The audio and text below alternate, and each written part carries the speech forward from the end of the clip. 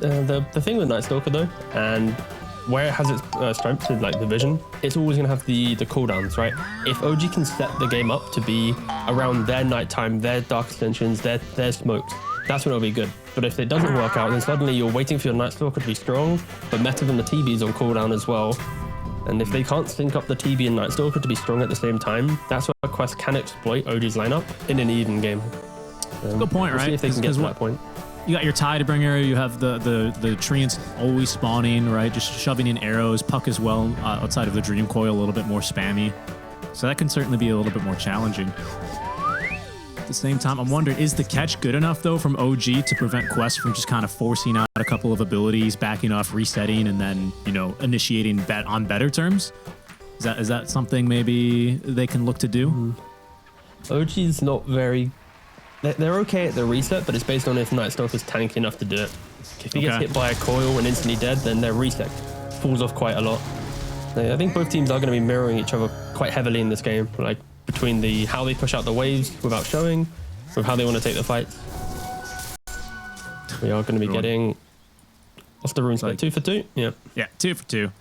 I think... fun fact, by the way, I do actually have that, because I was playing a game and had to abandon it to be here, I have the bug where I only have player perspective in-game now. You just got to relaunch. I'm always scared to relaunch, though. Like, Nah. It's and be fine? I've never had a problem with it in... All right, I'm abandoning this cast. Yeah, he's abandoning it again. Yeah, just, you know, Winter also had that bug before we had to fire him, so, you know. I'm worried it was going to appear on stream, you know? He has left the lobby. Well, we'll see how these lanes get off to then. They are going to send, of course, the Primal mid into Noob, one of these just very strengthy, tanky heroes that tends to just kind of shrug off a lot of the Puck's damage, but might have to start getting into some of these creep-skipping shenanigans as we have been seeing for today, basically. Already blood grenades thrown down bottom. Kitchai couldn't really follow up for the kill, but it is a lot of damage from the reflection and the disruption illusions. Toby's taking just quite the beating here. All right, we're back. Oh, hell yeah, we're back. It's working. Yep. Nice. All fixed. There it is. Thank you. So much fear. So top lane, though, like you mentioned, they are doing the creep pulling. Both teams mirroring it equally. Shad actually has a larger wave, so he's going to be able to deny off further dire creeps. So advantage actually going the way of Quest here, due to the pulls and shenanigans of OG.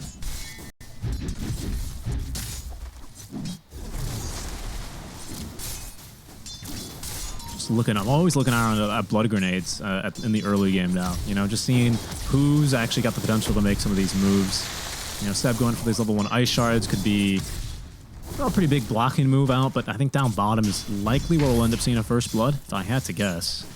I think there's just a little bit too much damage in this lane.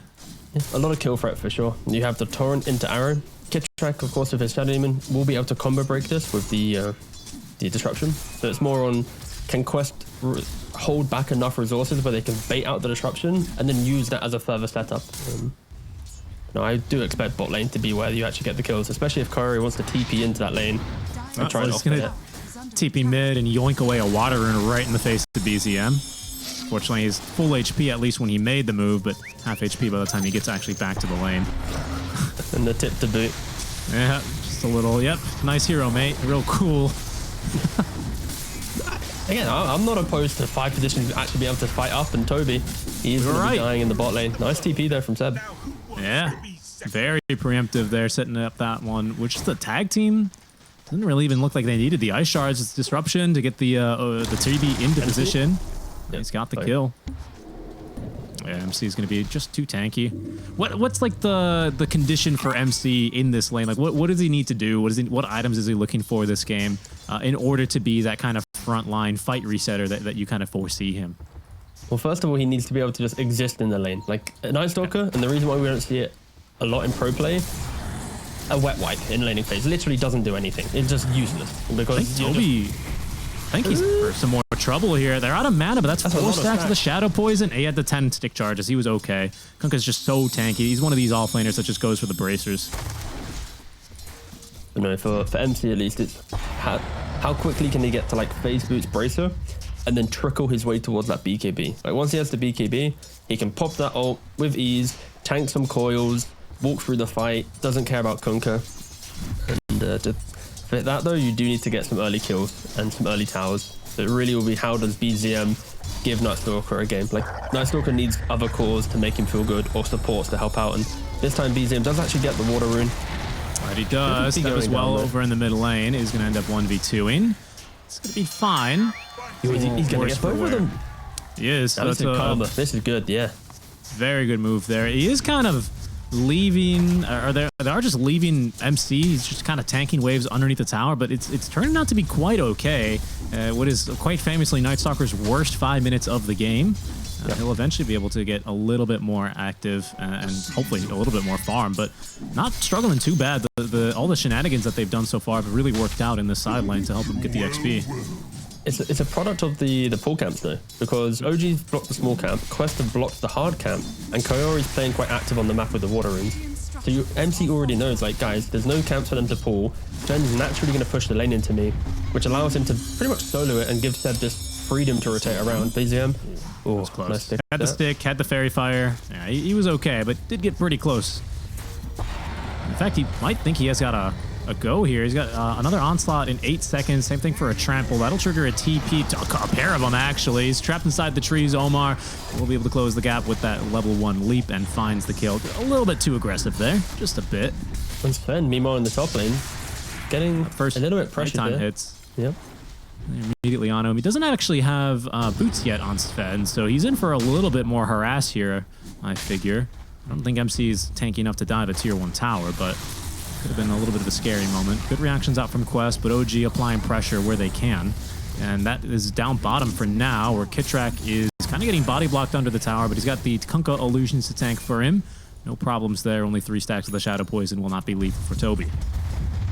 A lot of fighting occurring everywhere, right? Like, you finished talking about top and suddenly it's now mid, then back to bottom. It feels like OG, they are the ones who are just poking quite a lot in this laning phase. Will they be able to get Corey here? No. Oh, they got the ice shard on BZM.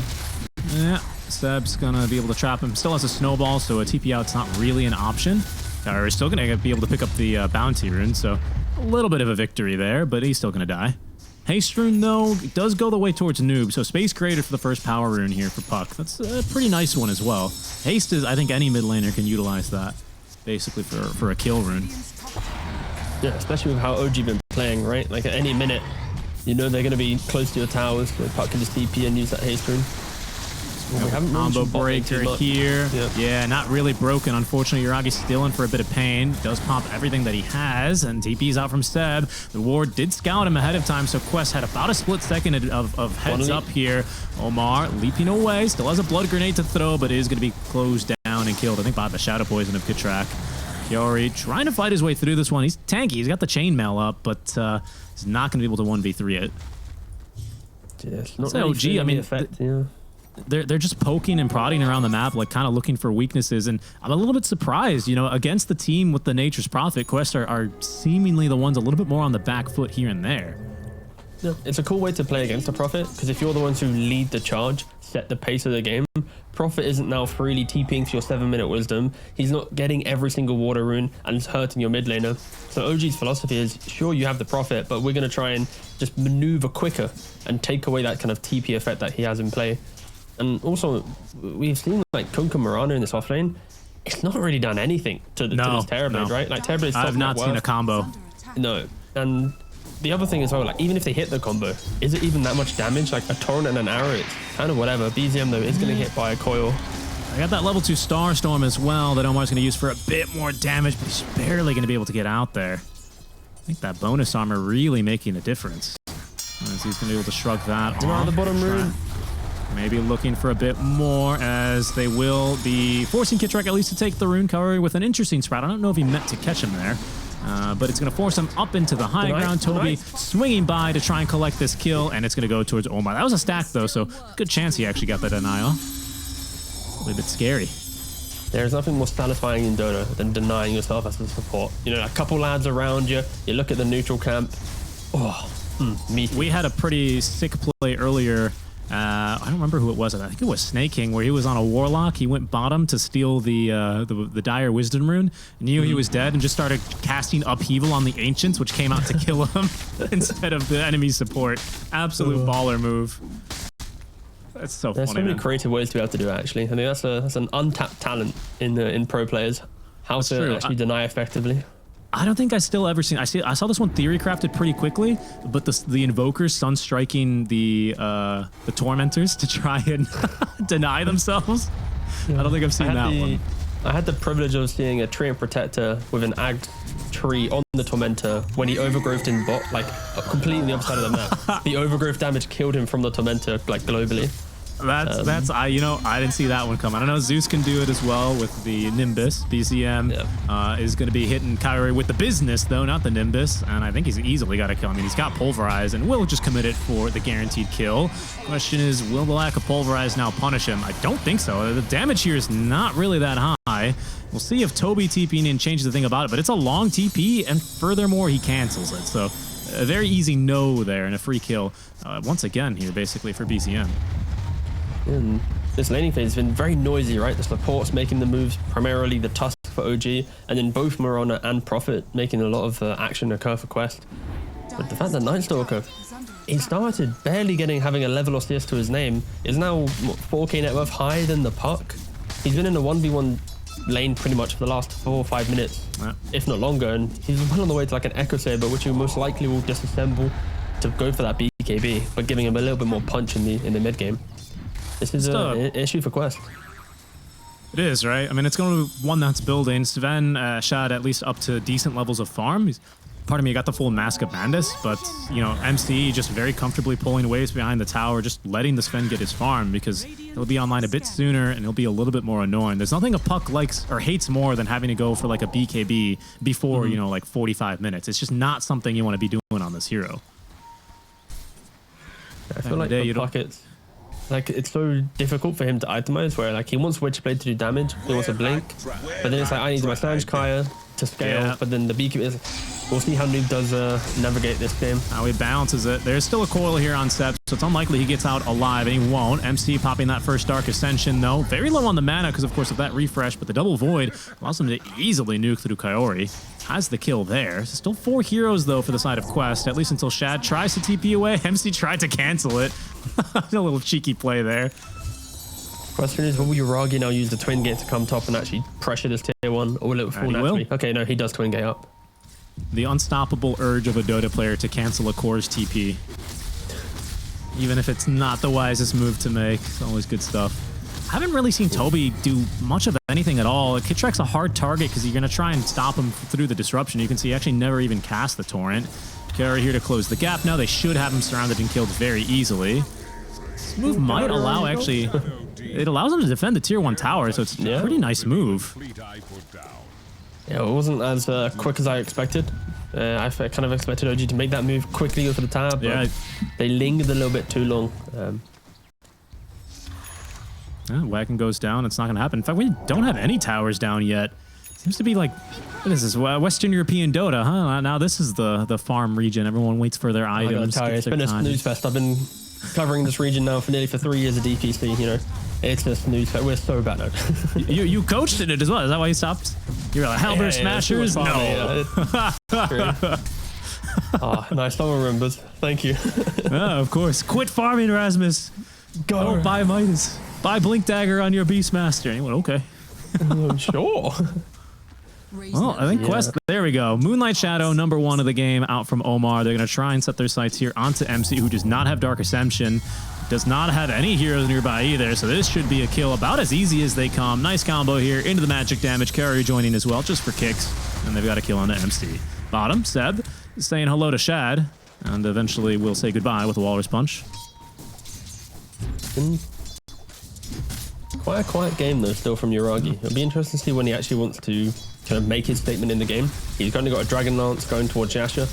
You could argue that he still wants to get Manta, maybe even in the Skadi before he Arrow misses top on this. Rainbow TP's coming out as well. Disruption is first. Kitrak with a clutch TP. He manages to have the fastest reaction time, so his TP's not delayed. That allows him to actually save and turn this as they get the kill onto Omar. Really good stuff from OG. Yeah. Unfortunately, the arrow missing there was about the end of that kill. This is why SD is so good, right? It's like BZM should be dead to rights there, but you have this hero that has this banish ability and completely can turn around these slightly long drawn out fights. Like for Quest, they have all the control now inside the coil, the sprout, the arrow follow-ups, but there isn't still that like gotcha level of damage. It still takes a little bit of time for them to get some of these bigger kills. I mean, that's what I'm thinking, T. I was thinking maybe BZM, the go time a little bit more for OG is going to be on this Blade Mail that he has now active, because the damage, it's, I think, not really coming out in quantities that Quest needed to be. Noob ought to be okay here. He's just being a bit cheeky and contesting the farm. I mean, that DD rune might maybe change things here a bit. We'll see. MC does have Dark Ascension. BZM as well in the vicinity, holding onto the Pulverize. Good arrow stops him in his tracks. Sounds like a cartoon. Seb, though, from behind the tower. Oh, no. Okay, he's going to threateningly use the trusty shovel, but he won't actually go in for the snowball. I mean, if he gets the Cobalt, it's like, you can't arrow me now, can you? Huh? That's a good point. Yeah, I'm so happy they changed that to be a friendly creep rather than just some neutral that would start slapping you. Especially like the break styles and stuff. It's like, back just in the day. An insult of an item, honestly. Well, that was the spike period. It's taken a long time for Valve to really appreciate supports. It took them how many years for the couriers, for the wards, the cheapness, the affordability of them, and the Cobalt. Like, remember when you would die to Riki and be like, I'm trying to afford my dust, but I've just upgraded and bought the courier, and I need to buy them in stacks of 2 for 200 golds. Yeah. So yeah, we know it. In about 5 years' time, Valve will give us some incredible updates for supports, and it'll be like supports of the new core somehow. That's right. That's right. They'll hand out games of TF2 to play if you have support games under your belt. Toby is just dead to rights here. There's just no way he's getting out. That silence, that crippling fear lasting far too long. BZM still able to retain that Pulverize. They could maybe make to look a move here. They see where the Sven's farming. They're going to have an idea that the rest of Quest is behind him, or at least in the vicinity. I just don't think OG shouldn't stop right now. It's nighttime. They have the Blade Mail and the Primal Beast. They got the levels on the Night Stalker all available. Like Quest, they are still pretty squishy, and if they kill Puck off from one quick rotation, they're actually going to be jumping onto MC though. Yeah, there's a pretty decent amount of damage coming out from that Wrath of Nature, and especially with Shad able to get that blink on in to surprise them, they will be able to burst through him. Okay, I mean, that's a pretty nice band-aid fix though. I have to say this blink dagger, maybe, I don't want to call it early, but, you know, at least before BKB, it's going to allow Shad to follow up on some of these quicker kills. I'm a little bit surprised, actually, but it doesn't matter because OG are going to keep going. They're going to give us no point to actually analyze this game. Nope, not at all. Noob does not have the coil, of course. He's got some decent slows, though, with that Witchblade Omar, and now Shad giving chase. That disruption's not going to help Seb out here, but it is going to allow the rest of OG to escape behind his corpse.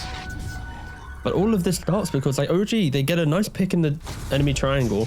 You expect them to stay as a ball moving towards bot lane, but they don't, and they find again. Like, this is what I expect from OG's lineup. Yeah, like, me too. Together and go, but they let it off for a split second, and Quest capitalize on it. They get the Night Stalker kill, they get the Tusk kill.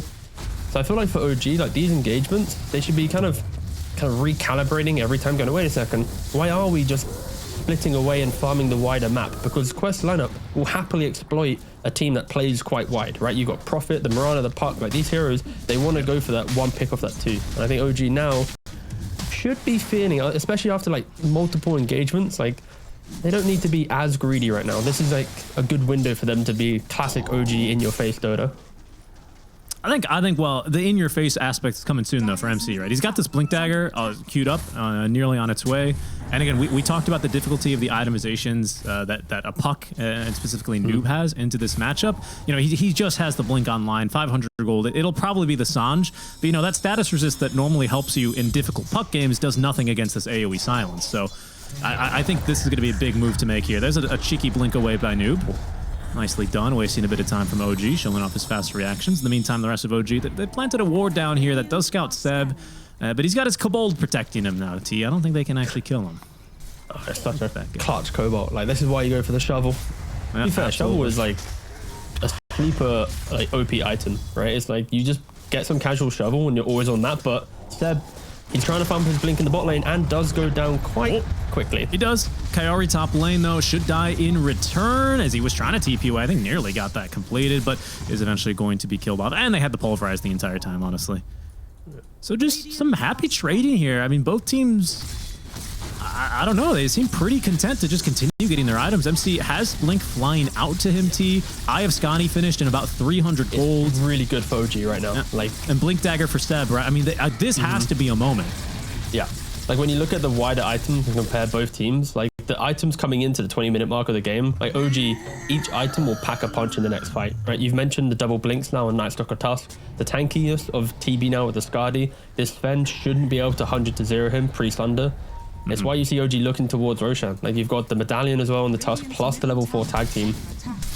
I think, yeah, OG, they've kind of put themselves in a position of now they're going to try and make a statement in the game. But for Quest, luckily, Shad, he has the BKB that we just saw. Like he already is keeping up with the pace of the game item-wise.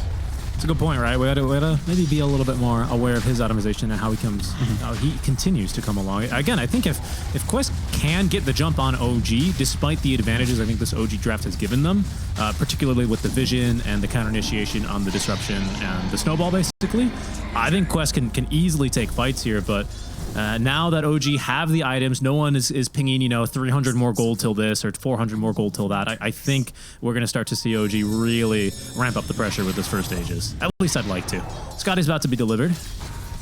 And, okay, actually, they make the jump into the river, just through the Moonlight Shadow. There's going to be a nice X mark to the spot. Boat, I'm not sure if it collected anyone. Nice tidal wave does push back the Primal Beast, getting pushed back like a big baby. I love his animations. So good.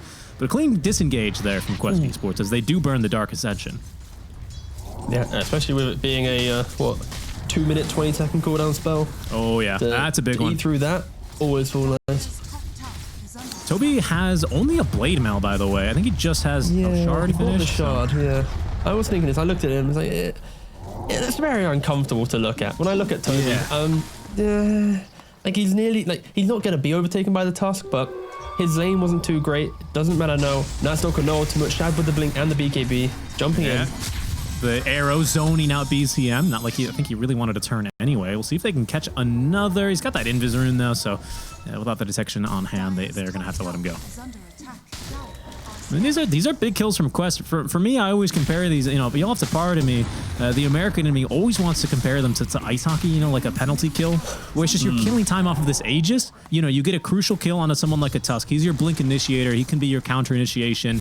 He's a lot of your damage as well with tag team. Well, not a lot, but a decent amount, right, to bolster it.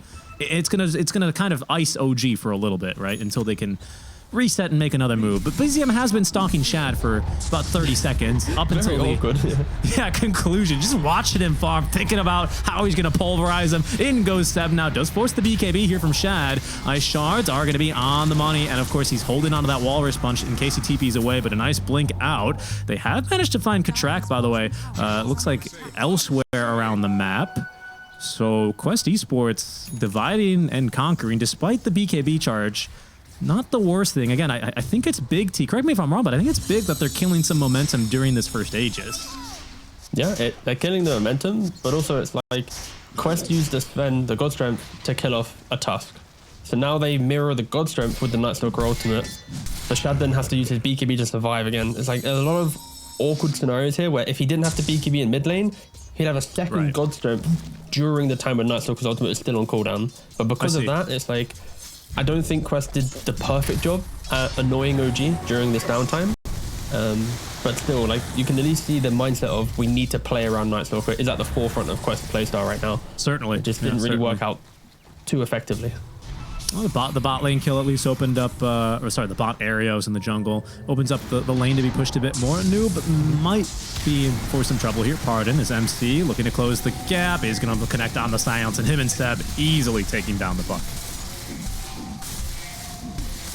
Nice jump there. I always look at those moments to see what a player quick buys. Because like for Puck there, he goes for Sanj Kaya, but sometimes after that death, you're like, oh, okay, I'm buying BKB. Like sometimes they just quickly change it in like an anger moment, but no, he doesn't do anything. Doesn't give us any information in the moment.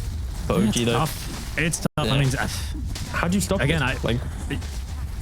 Yeah, banning the Night Stalker. Honestly, I mean, I've seen this. I've seen this counter pick so many times, and even the times where the pucks do kind of, you know, quote unquote bite the bullet and go for the BKB, it just never feels good. Remember back in the day when we'd see like a Storm Quap mid lane, and they both race to Yules, or sorry, not to Yules. They both race to Orchid, not Yules, and then basically whoever bought the Yules was like the loser in that matchup.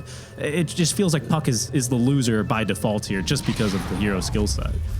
Yep, and it unfortunately doesn't help that Noob, he's tanking a lot of this aggression, but it's not as if he can look to Toby and be like, oh, don't worry, he's helping the boys out, you know? He's a Blade Mail Shard Kunker. Still on Blade Mail, but we'll see, maybe the Tidal Wave comes in handy. Here's calling in the boat, BZM, pop the BKB, Cowboy is going to be able to TP in from behind, Sprout as well to disrupt them. They will collect the kill. Shad is slow to a crawl here by the Demonic Purge. It doesn't seem like OG really have the members here to try and counter-initiate, nor do they really want to by the looks of things, into Shad's God Strength. You can ask Kittrack about that.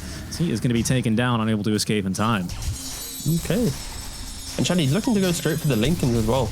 Like, he's expecting to try and enter the fight straight on top of this Terrorblade, go for the 1v1, and not allow him to get that Thunder off. Yeah. Of course, there will be ways for OG to be able to profit outside of TB. So it will be...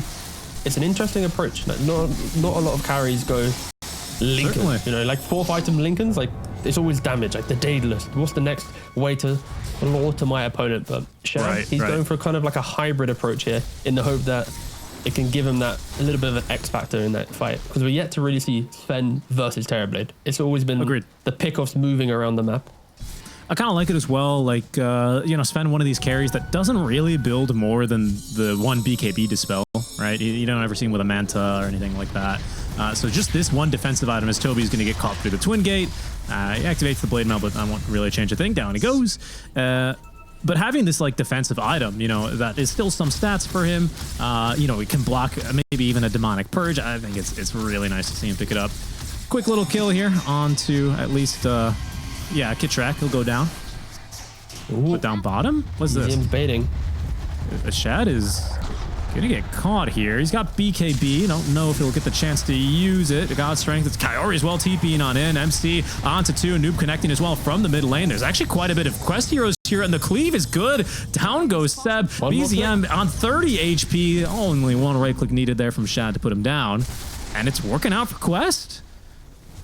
Yeah, OG, they're making a lot of moves, but not really connecting the dots with the heroes to be in the right place. Like I like to see the speed that are making the move, right? Tusk and Night Stalker instantly kill top, Twin Gate to bot, but Shad, he enters the fight, and if you look at the minimap, like, where's the Terrorblade in the engagement? Where's the SD's already dead, right? It's you're trying to make a 3-man move into a very mobile lineup that is Quest that can instantly kind of join wherever this fan is playing. But yeah, talk to me a little bit more about, like, I like the point you were talking about mirroring, you know, the Night Stalker Dark Ascension now with the Sven ulti and the BKB, right? It felt like they went back and forth a couple of times, but it seems to me that Quest got the better end of that engagement after they killed the Puck down bottom with Dark Ascension and didn't really get anything else on the map. I mean, I think right now you can feel it, because once you click on Night Stalker, it's still on cooldown for 70 seconds. And then you look towards Sven, it's like he's now at like a 30-second cooldown. So there's always gonna be that 40-second window where Quest should, in theory, if they want to lead with that timing, get to blow up a hero. And if MC wants to take the fight, he's gonna have to pop out, and now the chain continues. Like they are preventing this Night Stalker from dictating the pace of the game, not making it feel like it's always nighttime. And that is the joy of finally overcoming a Night Stalker. One of the hardest things to do is to make him feel like he has to pop the ult when you want him to. But yeah, I think Quest are doing a pretty good job right now at doing that. Well, another Moonlight Shadow out from them. Lines drawn on the map. Seems like they might sweep into the triangle. Not a whole lot. Well, I mean, there's a big ticket prize in there. Yuragi, okay. I don't know if Arrow would have scouted him, but Yuragi definitely saw the arrow. Well, the War definitely scouted him that he was standing on. But I don't think Quest is going to be able to find anything with that Moonlight Shadow anyway. Soon to be a Swift Blink here. I mean, is Butterfly the item then? Is Butterfly, that's when Yuragi has to fight, you know? Like, it's got to come soon. This is the type of build from Shad where he needs to win, not win the game, but he needs to get that like extra lead built up in the next 10 or so minutes. Because if he starts questioning, oh, I need an MKB, oh, I want a Swift Blink, that's when this Linkers will hurt him. But instantly picking off BZM once again, he is playing for his build. He's in the face of OG, and he's doing an incredible job. Slaughtering couriers, and Watching Noob kill yet another support as, oh, that was Seb's courier, not Seb that died, but Kitrak goes down. Unlucky for them, it's not a fast Roche spawn. Oh, where is, oh, the blink reveal. Oh, the BKB reveal, sorry. Doesn't feel that good. Seb is able to at least escape, but I think they did that, what, for the wisdom rune, didn't they? Yeah, only for the wisdom. Double wisdom, though. MC got both of them. It's true.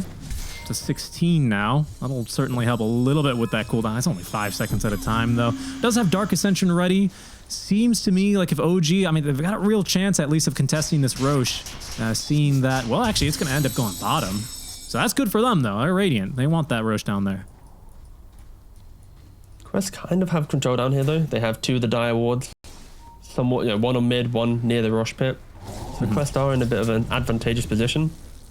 And I think OG, they're kind of in a bit of a waiting game now. They're quickly trying to get Yuragi to a butterfly. If they can get the butterfly on the Terrorblade for the Roshan fight, that will be quite pivotal. But also for Toby, I'm happy he didn't go for this halberd. Like this Kunkka, if he went for Blade Mail, Shard, halberd, like he's not scaling in this game.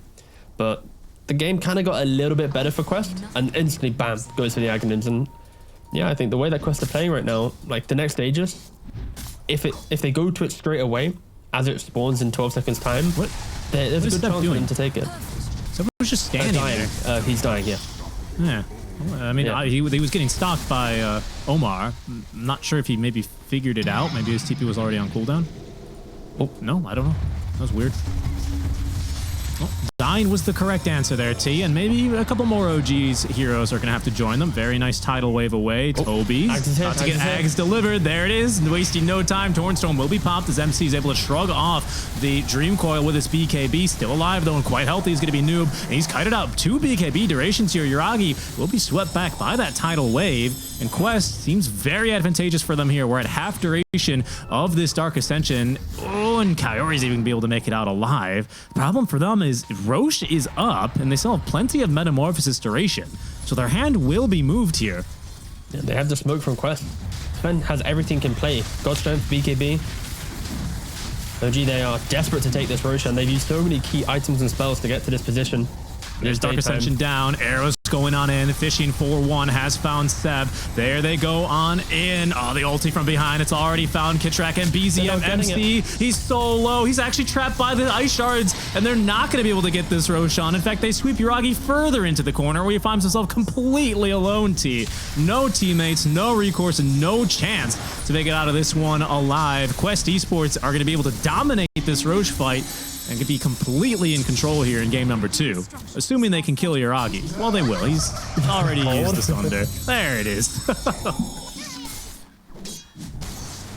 I think we're seeing it so much now at least in DreamLeague, where teams are opting to take the fight where it's this like grand chase down, right? Like it all starts because Kunkka, he's by, as we see the highlights here.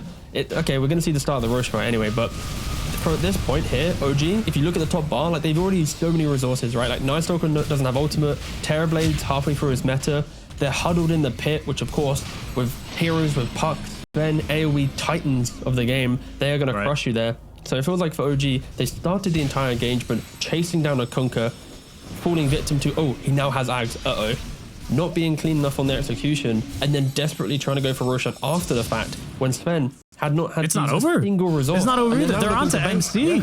Yeah, BZM. I mean, there's a Lotus on Shad, though. He's going to have to pop that BKB. Shad's still alive, has God Strength and a Swift Blink here in just a couple more seconds. See what he decides to do. But they're falling in the back lines as Noob's able to get assisted by Kaori onto Kitrak and MC. BZM as well, dying to Noob. There's a buyback at least for BZM. Yuragi does not have meta for a further 20 seconds, however.